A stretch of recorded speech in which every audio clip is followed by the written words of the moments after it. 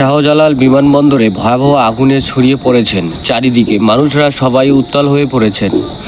কীভাবে ধরল আগুন এবং কীভাবে সে কোনো চক্রান্ত রয়েছে এবং কিভাবে সেটি প্রস্তারিত হয়েছে, সিসি ক্যামেরায় কী এবং ধরা পড়ল, সবাই ব্যাখ্যাস্বরূপ জুলকারনাইনের স্বামী তিনি বলেছেন যে বিশেষ একটি চক্রান্ত অন্তর্বর্তী সরকারের নির্বাচনে আগ্রহী অংশকে বেকারত্বের ফেলার উদ্দেশ্যে আন্তর্বাহিকালীন সরকারের অধীনে নির্বাচনের করার সাংবিধানিক বৈধতা নিয়ে প্রশ্ন তোলার পায়তারা করেছে। পাশাপাশি বর্তমান সরকারের বৈধতা নিয়েও এরা আদালতের শরণাপন্ন হওয়া পরিকল্পনা করছে।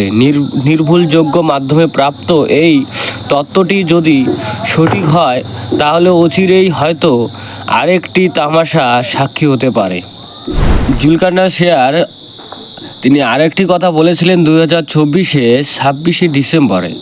তিনি বলেছিলেন, একটি পোস্ট ফেসবুকে করেছিলেন যে অত্যন্ত বিশ্বস্ত সূত্রে প্রাপ্ত তথ্য অনুযায়ী বাংলাদেশকে আকর্ষণীয় রাষ্ট্রে পরিণত করতে বিশেষ একটি গোষ্ঠী যে সকল দুর্ভিক্ষমূলক পরিকল্পনা রয়েছে তা অনেকটি নিম্নরূপ: হাই বেলুন টার্গেট অ্যাসাসিনেশন, হঠাৎ গুরুত্বপূর্ণ স্থানে অগ্নিসংযোগ, কেপিআই সহ ধর্মীয় স্থানে অতর্কীয় হামলা, সুউচ্চ ভবনে অগ্নিসংযোগ, সরকারি স্থাপনায় হামলা, রক্তাণুবনী শিল্পের কনসাইটে হামলা, নিত্য প্রয়োজনীয় পণ্যের দ্রব্যমূল্যের প্রাইস স্যাবোটাজ করার লক্ষ্য, সাপ্লাইস অগাধ। বিদেশে অবস্থিত বাংলাদেশি মিশন দূতাবাসে বিদ্রোহ সংগঠন মিশন দুর্দাতা কর্তৃত্ব অন্তর্ভুক্ত সরকারের বিপরীত প্রকাশ্য অবস্থান গ্রহণ, যে কোনো উপায়ে।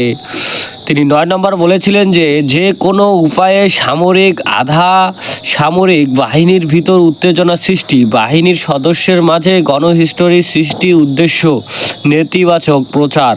তিনি 10 নম্বর বলেছেন, একই সময়ে বিভিন্ন এলাকায় গ্রাম উপজেলায় জেলায় বিশেষজ্ঞ যে সৃষ্টি করে যেসব এলাকায় দখলে নেওয়ার চেষ্টা করবেন। সাইবার আক্রমণ করে ওয়েব নির্ভর বিভিন্ন সেবা ব্যবস্থা ব্যাঘাত সৃষ্টি করা, অর্থনৈতিক ট্রানজাকশন অচল করে পুরো অর্থনীতি স্যাবোটাজ করা, অর্থনীতি ব্যবসা প্রতিষ্ঠানের লুটপাট ও ভাড়াটের ব্যক্তিদের উপর ভাড়াটিয়াদের এনে দেশে হামলা করা।